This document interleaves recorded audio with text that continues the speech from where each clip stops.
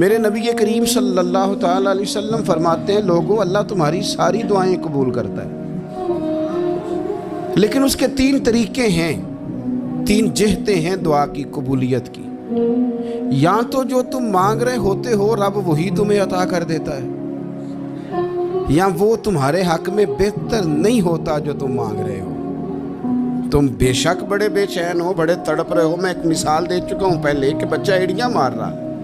या तो जो तुमने मांगा है तुम्हारा रब तुम्हें वही दे देता है, या वो तुम्हारे हक में बेहतर नहीं होता तो अल्लाह उसके बदले तुम्हें कोई और चीज़ दे देता है। और हुजूर फरमाते हैं कई दफ़ा ये होता है कि तुम्हारे हक में कुछ भी बेहतर नहीं होता, दुआ तुम्हारी अल्लाह फिर भी रद्द नहीं करता।